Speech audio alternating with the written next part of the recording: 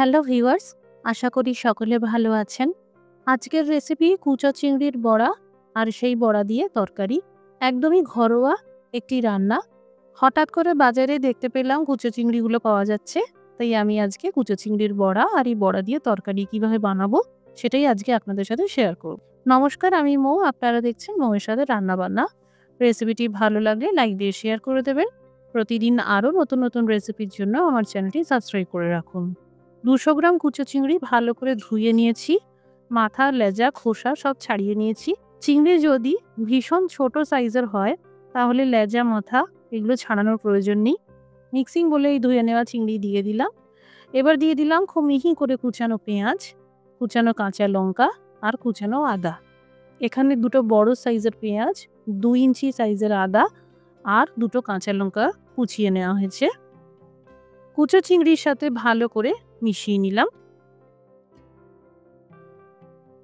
এবার দিয়ে দিলাম কুচানো ধনেপাতা, আধা চা চামচ ঝাল লঙ্কার গুঁড়ো, আধা চা চামচ কাশ্মীরি লঙ্কার গুঁড়ো, আধা চা চামচ হলুদ গুঁড়ো, আধা চা চামচ গরম মশলার গুঁড়ো আর স্বাদ মতন লবণ। এবার সব ভালো করে মিশিয়ে নিলাম। এবার দিয়ে দিলাম 4 চা চামচ বেসন। ভালো করে মেখে নিতে হবে। বেসন এখানে বাইন্ডিং এর জন্য ব্যবহার করা হচ্ছে। আরও 1 চা চামচ বেসন দিয়ে দিলাম। এই মিশ্রণ থেকে আমি কিছু পরিমাণ দিয়ে বড়া বানাবো আর কিছু পরিমাণ মিশ্রণ দিয়ে বড়া বানিয়ে তরকারি বানাবো। যে বড়াগুলো তরকারিতে দেব সেগুলোতে শুধু বেসন দিলেই হবে। আর যে বড়াগুলো চায়ের সাথে পরিবেশন করব সেই মিশ্রণে দিয়ে দিতে হবে 2 চা চামচ চালের গুঁড়ো। এই চালের গুঁড়ো দিলে বড়া খুব মুচমুচে হয়। যে কোনো সিদ্ধ চাল, আতপ চাল গুঁড়ো করে 2-3 বার ছেলে নেবেন, তাহলেই হবে। যদি বড়াগুলো তরকারিতে দেন তাহলে চালের গুঁড়োর ব্যবহার করার কোনো প্রয়োজন নেই। এখানে চালের গুঁড়ো শুধুমাত্র বড়াগুলোকে খাস্তা আর মুচমুচে করার জন্যই দেওয়া হয়েছে।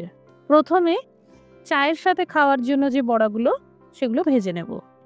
তেল ভালো মতন গরম হয়ে গেলে আঁচটা কমিয়ে দিয়ে বড়াগুলোকে ভাজতে হবে।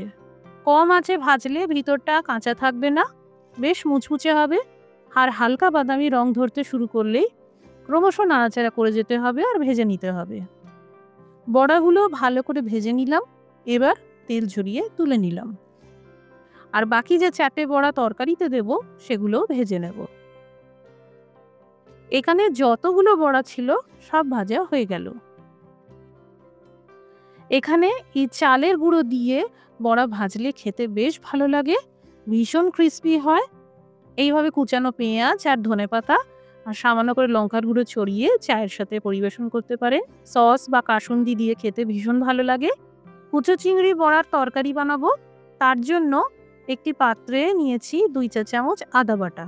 এরই সাথে দিয়ে দিলাম আধা চা চামচ হলুদ গুঁড়ো, আধা চা চামচ ঝাল লঙ্কার গুঁড়ো, আধা চা চামচ কাশ্মীরি লঙ্কার গুঁড়ো, 1 চা চামচ জিরের গুঁড়ো, আধা চা চামচ হিং, এটা অপশনাল, আধা চা চামচ গরম মশলার গুঁড়ো আর সামান্য করে লবণ।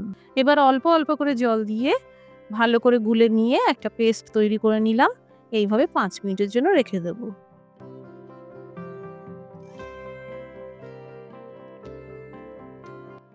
এখানে একটা বড় সাইজের আলু পিস করে কেটে নিয়েছি। তেল গরম করে নিয়ে বেশ বাদামি রং করে ভেজে নেব।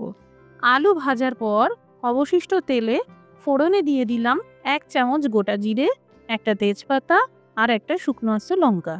3টে রসুন কোয়াকে থেতো করে দিয়ে দিলাম। কম আঁচে ভেজে নিতে হবে। এবার এই আদা আর মশলার মিশ্রণটা যে তৈরি করলাম দিয়ে দিলাম। ভালো করে ভাজতে হবে। মশলা থেকে তেল আলাদা হয়ে গেছে। এবার এই পর্যায়ে দিয়ে দিলাম কুচানো টমেটো। এখানে একটা বড় সাইজের টমেটো নিয়েছি। টমেটোর পিসগুলো সফট হয়ে আসা পর্যন্ত ভাজতে হবে। দিয়ে দিলাম ভাজা আলু আর 1 গ্লাস গরম জল। এখানে জল আপনারা প্রয়োজন মতন দিতে পারেন। স্বাদ মতন লবণ দিয়ে দিলাম। এবার আলু সিদ্ধ হওয়া পর্যন্ত কম আঁচে ঢেকে রান্না করতে হবে। আলু সিদ্ধ হয়ে গেছে। এবার ভাজা কুচো চিংড়ির বড়াগুলো দিয়ে দিলাম। আবারও 2 মিনিটের জন্য ঢেকে রান্না করব।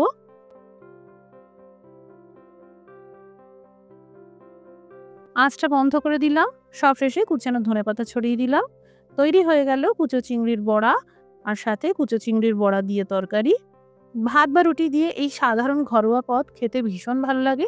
যারা এখনো এইভাবে বানাননি বাড়িতে বানিয়ে দেখবেন আর কমেন্ট করে জানাতে পারেন কেমন তৈরি হলো। রেসিপিটি দেখার জন্য অসংখ্য ধন্যবাদ। সবাই ভালো থাকুন, সুস্থ থাকুন।